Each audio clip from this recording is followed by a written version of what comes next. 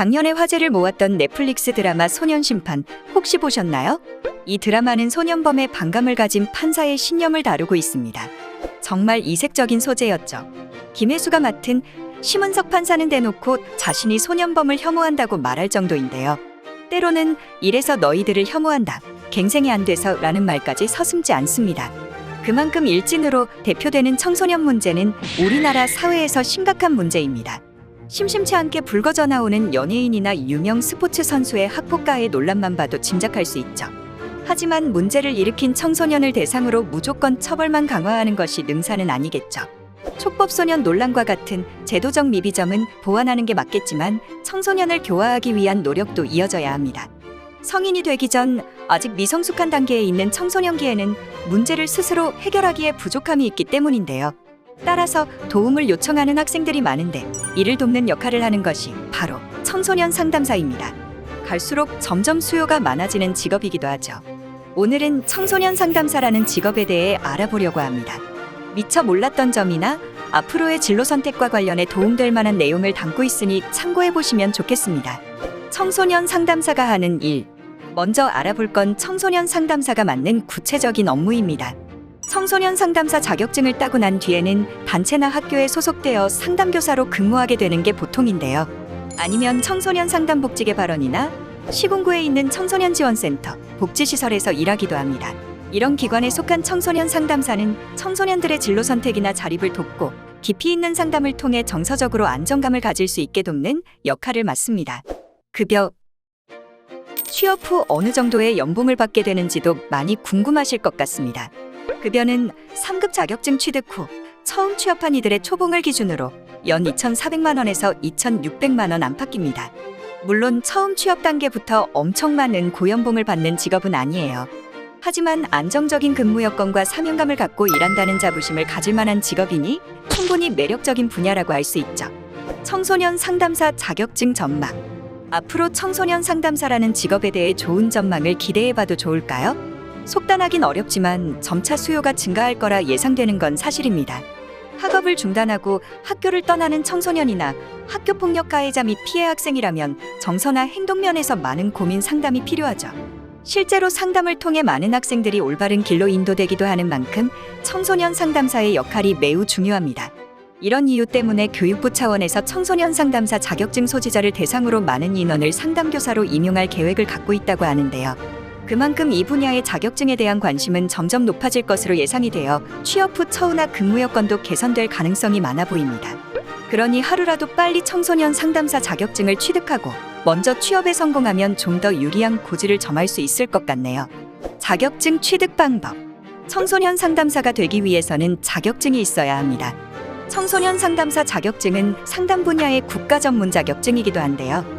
이 자격증을 취득하기 위해선 먼저 필기시험을 치러야 하죠. 여기에 합격하면 면접을 거쳐 이후에는 한국청소년상담복지개발원이 주관하는 연수를 받아야 합니다. 이 과정을 모두 거쳐야 자격증 취득이 가능한데요. 필기와 면접시험은 큐넷에서 주관하고 연수는 집합교육 56시간, 사전과제 45시간을 합쳐 총 100시간 이상 받게 되며 각 급수별로 과목의 차이가 있습니다. 원서 접수는 1년에 한 번 가능한데 큐넷에서 8월 말부터 필기시험 접수가 시작됩니다. 필기시험 일정은 10월 초에 있고 합격자 발표는 11월 초입니다. 이후 11월에서 12월경에 면접시험 치르고 합격을 하면 이듬해 3월부터 연수가 시작됩니다. 응시비용은 필기시험이 26,000원, 실기는 16,000원입니다. 응시 자격. 자격증 취득을 위해 필요한 요건이 몇 가지 있는데요. 3급의 경우 상담 관련 학과를 전공한 대졸 학력자여야 합니다.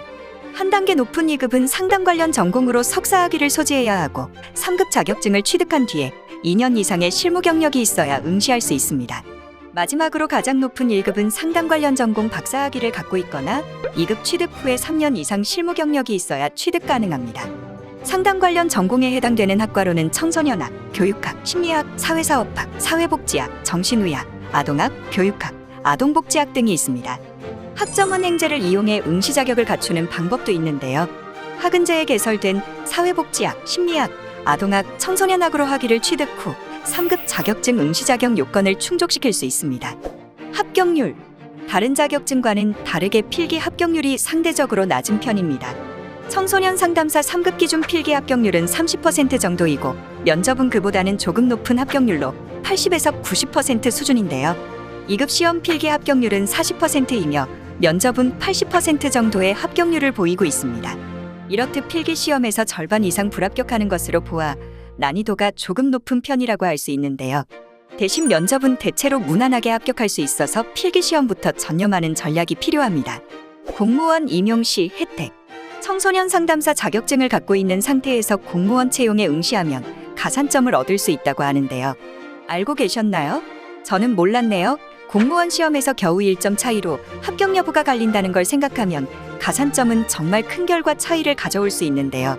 경찰직 공무원 채용에서는 1급 기준 5점, 2급은 4점, 3급은 2점, 가산점으로 주어지며 교정직 8급 및 9급 특채 시험 응시 자격도 주어집니다. 공무원 시험을 계획하고 계신 분들이라면 청소년 상담사 자격증 취득도 일찌감치 병행하면 좋은 결과를 얻는 데 도움이 될 것 같네요. 청소년 상담사와 청소년 지도사의 차이. 많은 분들이 혼동하는 게 바로 청소년 상담사와 청소년 지도사 간의 차이점입니다.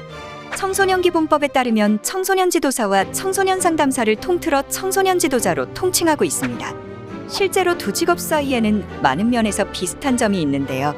이 중 상담사는 상담 업무를 주 업무로 하는 행정적 실무 전문가입니다. 반면 지도자는 상담을 제외한 활동을 중심으로 일하기 때문에 둘 사이에는 많은 차이가 있습니다. 오늘은 청소년 상담사 자격증에 관해 많은 분들이 미처 몰랐던 정보 9가지를 소개해드렸습니다. 도움이 되셨다면 구독, 좋아요 부탁드립니다.